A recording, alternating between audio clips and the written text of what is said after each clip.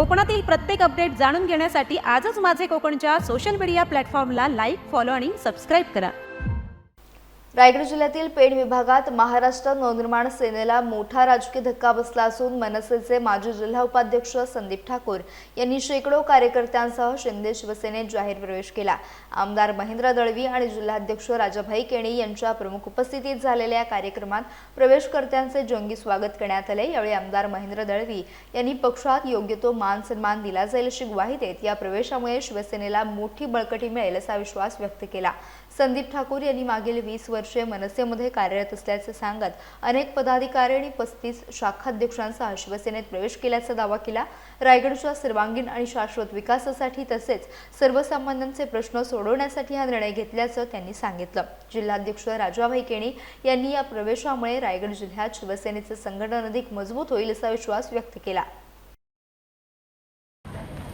आज माझ्या सर्व सहकारी जे महाराष्ट्र नवनिर्माण सेनेमध्ये गेल्या 20 वर्ष आम्ही काम केलं आहे, त्या सर्व माझ्या पदाधिकारी 55 पदाधिकारी व 35 शाखा अध्यक्ष यांना सर्वांना सोबत घेऊन आज शिवसेना पक्षामध्ये आम्ही जाहीर पक्षप्रवेश केलेला आहे। आणि मुळातच तिथे देखील आम्ही सामाजिक व राजकीय व्यासपीठावरती काम करत होतो, जनतेच्या तळागाळात काम करत होतो। पण जेव्हा काम करताना नुसतं काम करूनच चालत नाही की एक सक्षम पायवाट लागते आणि सक्षम आधारवड लागतं।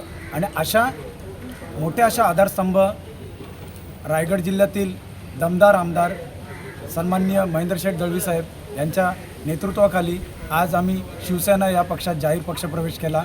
कारण येणाऱ्या काळामध्ये रायगडच्या विकासाला गती देण्याकरता आणि सर्वसमावेशक सर्व माझे जे महिला पुरुष पदाधिकारी आहेत, सर्व जे जनतेचे प्रश्न आहेत त्या प्रश्नांवरती ठामपणे आज पेण तालुका असो किंवा रायगड जिल्ह्यातील ठिकठिकाणी रस्ते, पाणी, वीज या मोठ्या अशा भयंकर समस्या आहेत आणि त्या समस्यांवरती ठामपणे काम करण्याकरता आणि जनतेचे प्रश्न हाताळण्याकरता आज आम्ही शिवसेना या पक्षात। एवढं काय झालं की तुम्ही मनसे सोडला? पक्षांतर्गत ज्या काही गोष्टी घडामोडी घडल्या तर मी या अगोदर देखील मी खुलासा केला होता।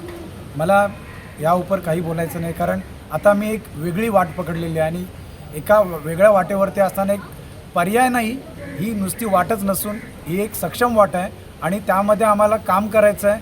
हे या अगोदर देखील आम्ही त्या पक्षात काम करत होतो, पण इथे काम करताना तुम्हाला एक आधारस्तंभ आणि काम करण्याची जी वाट पूर्ण साफ करणारा एक नेतृत्व जर आमच्यासोबत असेल सन्माननीय महेंद्र शेठ दळवी साहेब, तर आम्हाला त्यापुढे गरजच लागणार नाही। आणि जे काही विरोधकांनी याच्या अगोदर आमच्यावरती काही 2, 2.5, 3 महिन्यापूर्वी जे काही शिंतोड उडवलेत ते त्याचं उत्तर देऊ लवकर जातात, ते कळेल त्यांना। कारण आम्ही कामातून उत्तर देणारे कार्यकर्ते आहोत, त्याच्या शब्दाला शब्द लावणारे कार्यकर्ते नाही।